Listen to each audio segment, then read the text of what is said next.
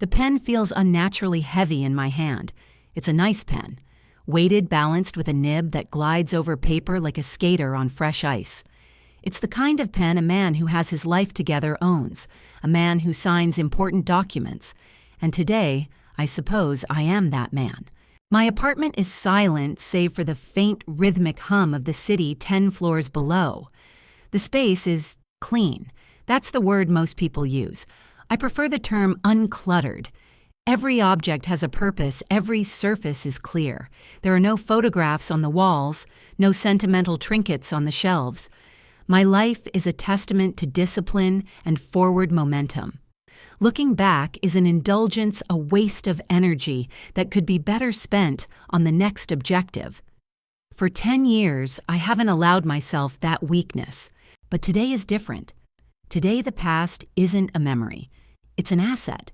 It's a legal description on a deed, a property tax ID on a closing statement. It's an address printed in crisp black ink on the document under my hand, an address I know better than my own reflection. The lawyer on the other end of the video call cleared his throat a polite digital nudge. "Mr. Ross, just your signature on that final page and the property is officially yours. Congratulations." Congratulations. The word hangs in the sterile air of my home office. It doesn't feel like a congratulations. It feels like an armistice, the end of a long, cold war that only I knew I was fighting.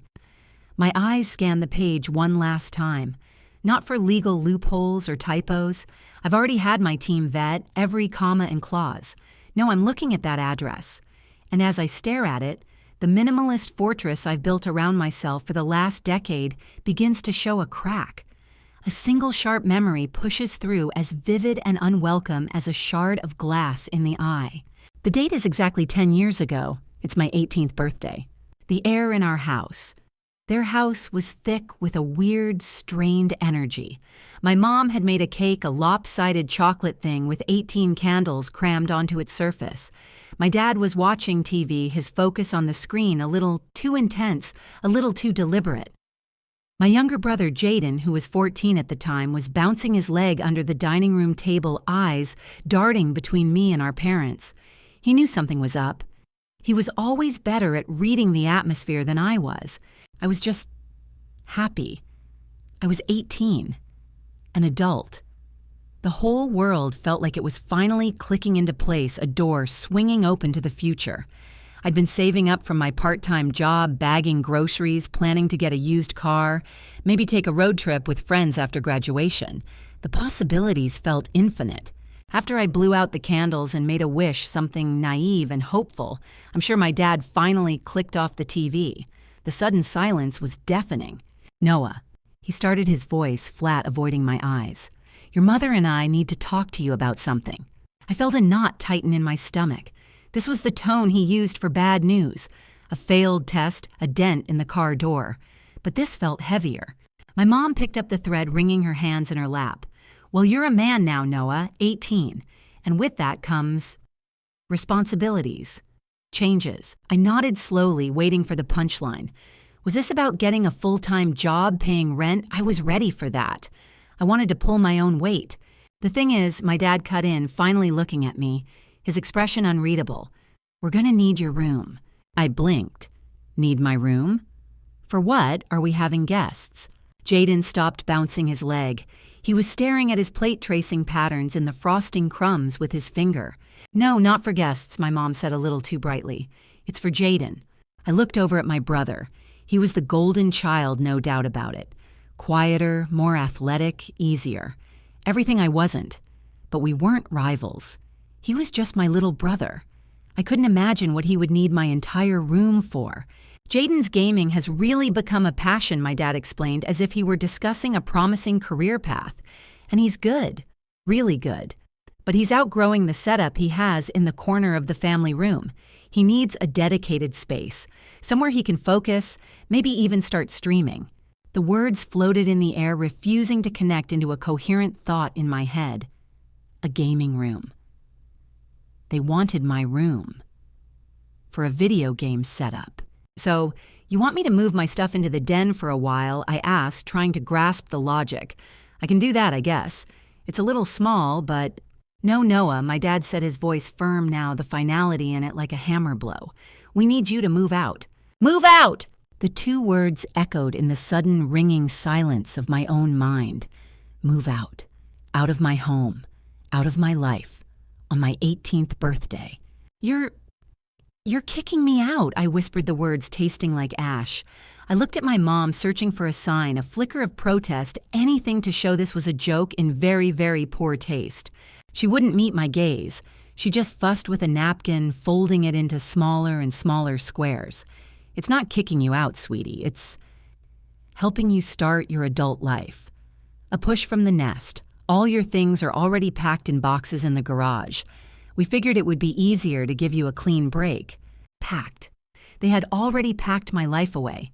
My books, my clothes, the stupid posters on my wall, the trophies from high school sports I thought they were proud of. All of it boxed up in the dark, waiting to be discarded. The cake in my stomach turned to lead. The celebration, the candles, the wish. It was all a charade. A farewell party where I was the only one who didn't know I was leaving. You're replacing me, I said, the realization hitting me with physical force. With a gaming room. Don't be so dramatic, my dad snapped. This is a big opportunity for your brother. He needs the support. We're thinking a full custom desk, 3 monitors, a proper racing chair. The works. It's an investment in his future. An investment. They were divesting from me and investing in a virtual race car. The humiliation was a hot, searing wave. It wasn't just that I was being thrown out. It was the reason. It was the casual, undeniable statement that my presence in their home was worth less than my brother's hobby. I was a temporary resident, an inconvenience whose space could be repurposed for something more valuable, more entertaining. I finally looked at Jaden. He was just a kid, 14 years old, caught in the middle. He looked up at me, his eyes wide with something I couldn't quite decipher. Was it guilt? Or was it excitement at the thought of his new digital kingdom? In that moment, it didn't matter. All I saw was the person I was being replaced for. I pushed my chair back from the table, the legs scraping against the floor. I didn't shout. I didn't cry. A strange cold calm washed over me. The shock had burned away, leaving behind something hard and dense. Fine, I said, my voice hollow. I get it. I walked out of the dining room, past the living room where my dad had already turned the TV back on. I went up the stairs to my bedroom. My former bedroom one last time. The door was slightly ajar. I pushed it open. My mom wasn't lying. It was sterile. The posters were gone, leaving faint rectangular ghosts on the painted walls. The bookshelves were empty. My bed was stripped down to the bare mattress. The only thing left was a single cardboard box in the corner with Noah, toiletries scrawled on the side in my mother's handwriting. They had thought of everything. That night, I didn't sleep in a bed. I slept in the back of the rusty old sedan of a friend whose parents took pity on me. I had $200 from my grocery store job to my name, a duffel bag of clothes, and that box of toiletries. And I had the memory of that lopsided chocolate cake, a monument to the most profound betrayal of my life. That humiliation became my fuel. That cold, hard thing that formed in my chest became my engine. Every early morning, every late night, every missed party, every dollar saved, every calculated risk I took over the next 10 years. It was all for this moment. The lawyer's voice crackles through the speaker, again pulling me from the memory. Mr. Ross, is everything all right? I exhale slowly, the ghost of a 14-year-old boy's triumph and an 18-year-old's devastation fading from the room. The cold, disciplined man is back in control. I pick up the heavy, expensive pen. It no longer feels heavy. It feels like a weapon, a key, a verdict. Everything is perfect, I say, my voice steady and clear. My hand moves with a precision I have cultivated for a decade. The nib touches the paper, and with a few sharp, deliberate strokes, I sign my name. Noah Ross, the new owner, the new landlord. The war is over. The consequences are about to begin. The lawyer clears his throat, a small, polite sound that seems impossibly loud in the silent conference room. He gathers the signed pages, tapping them into a neat stack. The finality of the sound is like a gavel striking wood. It's done. For 10 years, I had been a ghost haunting the edges of a life I was exiled from. Now I owned the house. The lawyer slides a small manila envelope across the polished mahogany table. Here you are, Mr. Ross. The keys. The property is officially yours. Congratulations. Congratulations. People say that when you buy a home. They imagine housewarming parties painting swatches the smell of freshly cut grass. They don't imagine this. I pick up the envelope.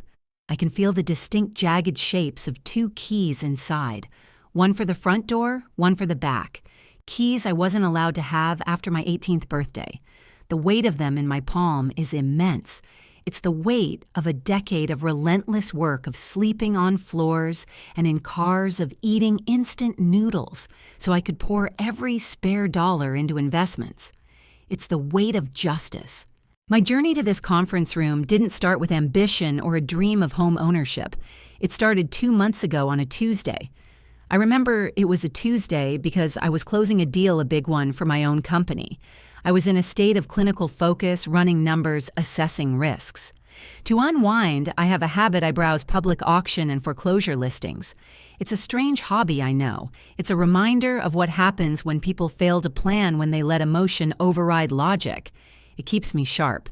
I was scrolling through a national database, my finger flicking across the screen, looking at properties in states I'd never even visited. A commercial warehouse in Ohio, a tract of farmland in Nebraska. And then, an address in my hometown, an address I could have typed from memory, an address that was burned into the back of my mind like a brand. My thumb froze over the screen. It couldn't be. It had to be a typo, a glitch in the system. But there it was. 1138 Chestnut Drive, my childhood home, listed under bank-owned properties. I clicked on it. My heart and organ I usually treated as a simple biological pump started hammering against my ribs. The listing was sparse. 3 bedrooms, 2 baths, the square footage, the year it was built, and a single sterile photo of the front of the house taken on a bleak, overcast day. The lawn was overgrown. The paint on the porch railing was peeling. The big oak tree in the front yard, the one I'd fallen out of and broken my arm in when I was 9, looked tired, its leaves a dull, faded green. The house looked sad, defeated, and it was for sale. Not by my parents, but by the financial institution that held their mortgage. The legalese in the description was clear property conveyed to lender in lieu of foreclosure. They hadn't just missed a payment or two, they had defaulted. They had lost everything. The bank had taken the house. Their ownership, the very thing they had used as a weapon to throw me out, was gone, erased. I leaned back in my ergonomic office chair, the city lights twinkling through the floor-to-ceiling windows of my apartment. For 10 years, I had pictured my parents and my brother Jaden living in that house. I imagined them celebrating birthdays in the dining room where I was exiled. I imagined Jaden in my old room now, his glorious gaming command center, surrounded by the best tech, laughing with his friends online. I imagined them comfortable, secure, never giving me a second thought. That image, the one that had fueled a decade of silent, grinding rage, was a lie. All this time, while I was building a life from absolutely nothing, they were slowly, quietly sinking. The foundation of their little kingdom was rotting away from the inside, and they were too proud or too foolish to do anything about it. A slow smile spread across my face. It wasn't a happy smile. It was the grim, satisfying smile of a predator that has just spotted a fatal weakness in its prey. The universe, in its infinite and chaotic wisdom, had just handed me the perfect weapon.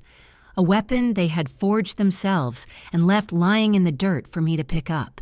The next morning, I didn't call my real estate agent. I called my lawyer, the one who handles my corporate acquisitions. He was surprised, but I paid him too much to ask personal questions. I gave him the address. "I want to buy it," I said, my voice flat, devoid of any emotion. "I want it done quietly through a shell corporation. My name is not to appear on any preliminary paperwork. You will deal with the bank's asset management department directly. Offer cash. I want to close in 30 days. He paused. "That's Aggressive, Noah, but doable. Are you sure a foreclosure can have hidden issues? I'm aware of the risks, I said, thinking of the leaky faucet under the kitchen sink and the loose floorboard in the upstairs hallway. I know the property better than any inspector you could hire. Just make it happen.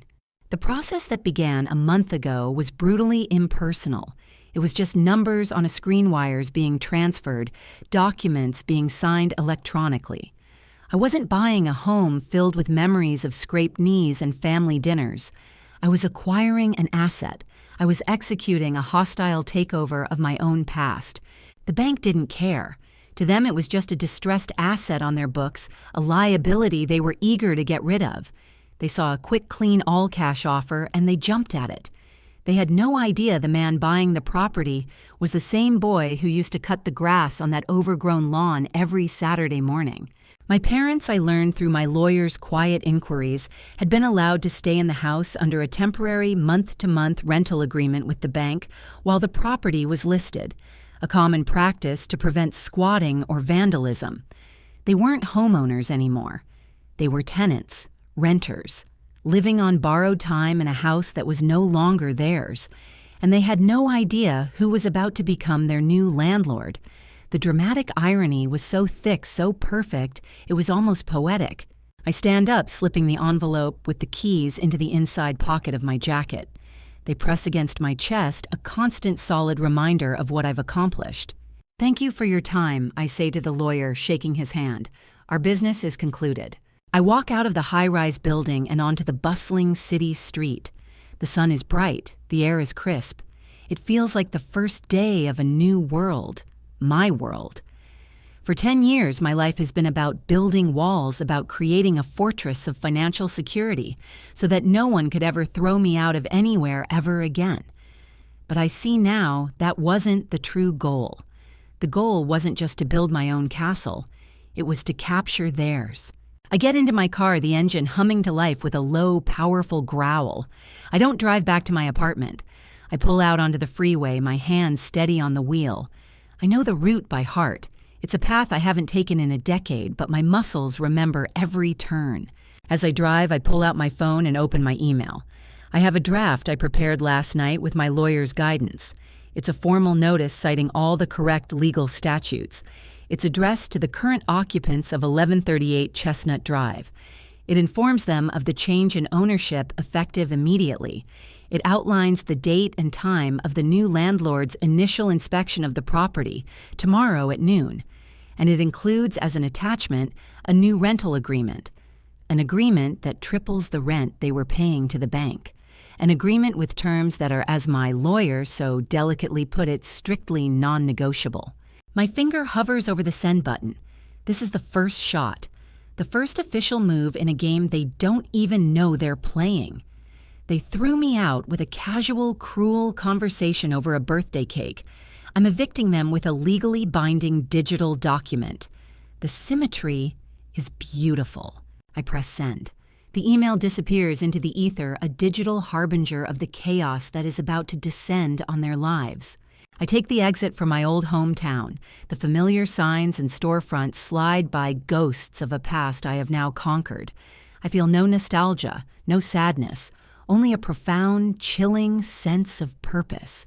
I am not the scared, heartbroken 18-year-old boy anymore. I am the man who owns the roof over his family's head.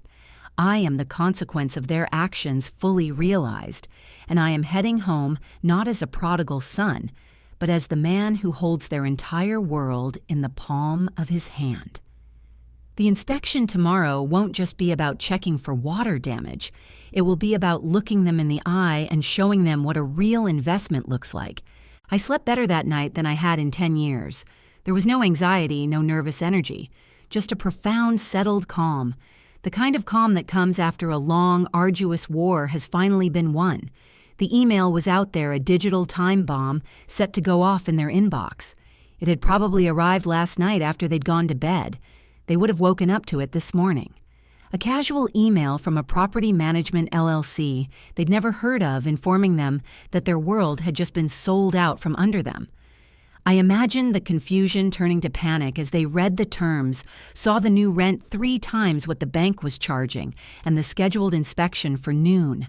My inspection. I didn't rush. I had a light breakfast, went to the gym, and put on a dark, well-fitted suit.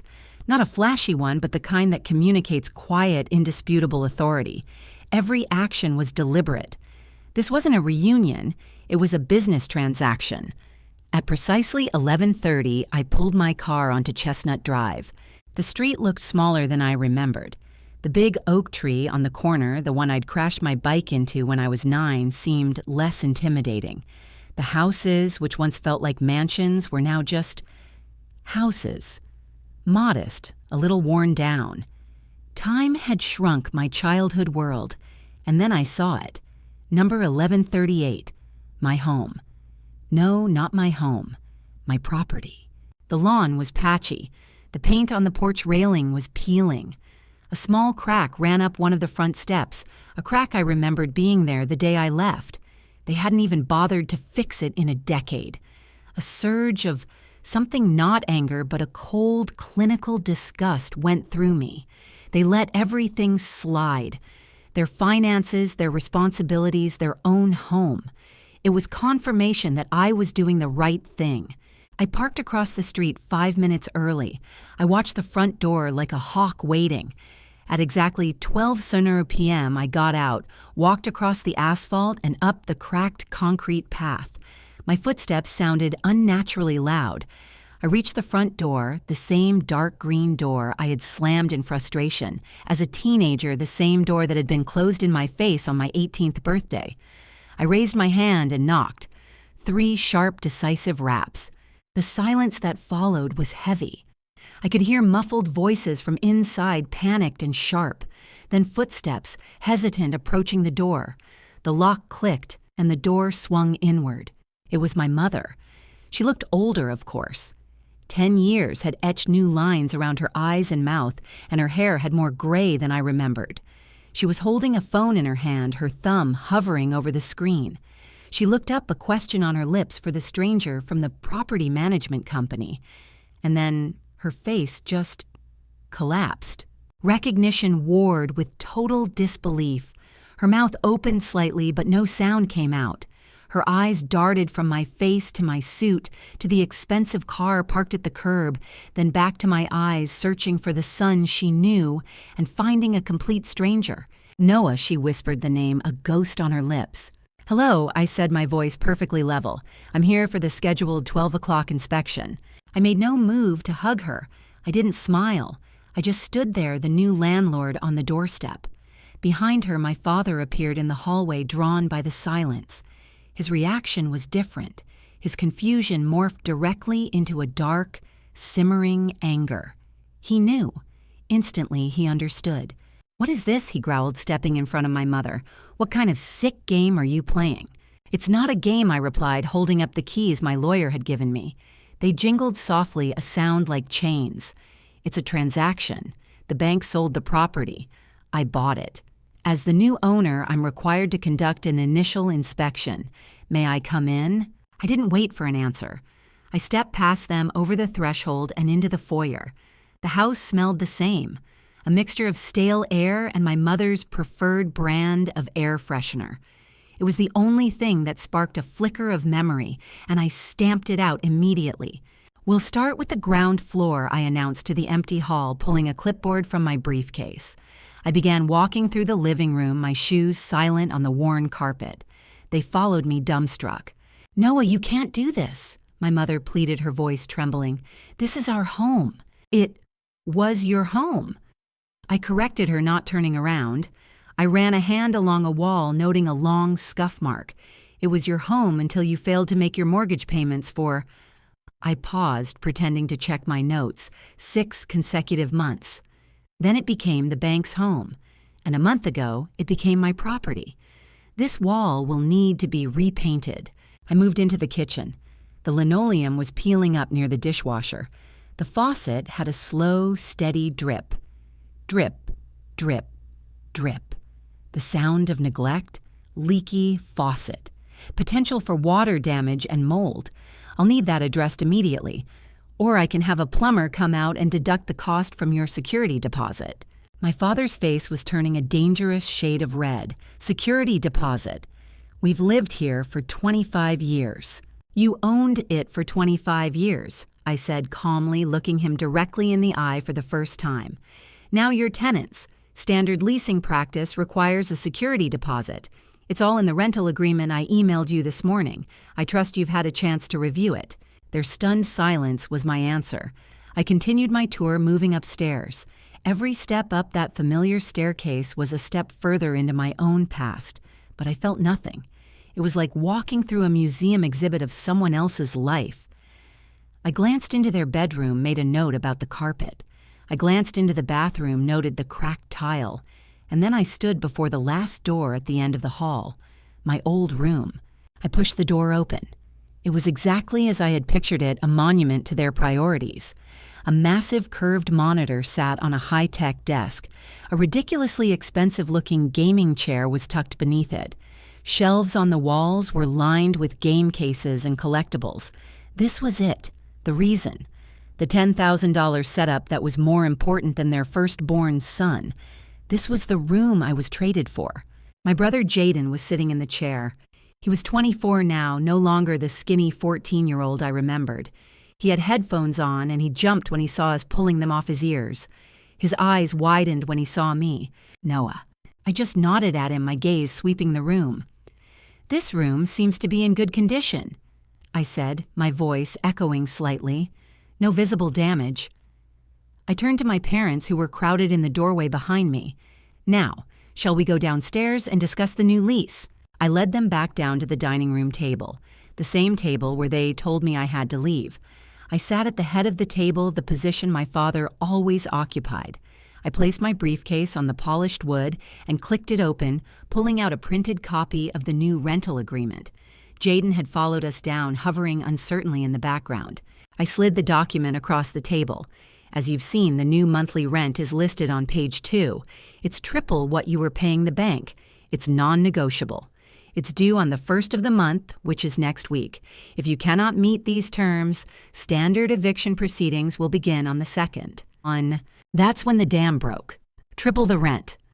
My father exploded, slamming his fist on the table. "That's insane. We can't afford that. We can't afford that." "That sounds like a personal financial problem, not a landlord-tenant issue," I said, my voice devoid of emotion. "My investment needs to be profitable." "Investment." My mother cried, tears streaming down her face now. "We're not an investment, Noah. We're your family. How could you do this to your own mother and father after everything we did for you?" The sheer audacity of that statement almost made me laugh. "Everything you did for me." "Let's talk about that. Let's talk about my 18th birthday. Let's talk about how you sat me down right here at this very table with a cheap grocery store cake and told me I had 1 week to get out. Not because you were preparing me for the world, not because you wanted me to learn independence, but because you wanted to turn my bedroom. I jerked my thumb toward the ceiling into a video game arcade for my 14-year-old brother. You chose a toy over your son. That day you defined what this family was. It was a business decision. You decided I was no longer a valuable asset. So I went out and became one. I leaned forward, my voice dropping to a low, intense whisper. For 10 years, every dollar I earned, every promotion I got, every risk I took, it was all for this moment. The moment I could come back here and show you what a real investment looks like. You taught me that a roof over your head isn't a right, it's a commodity. And I just bought the commodity you happen to be living in. So you have 2 choices. You can sign the lease and pay the rent, or you can pack your things. The terms of our relationship are the ones you wrote yourselves 10 years ago. Business is business. My parents stared at me utterly broken.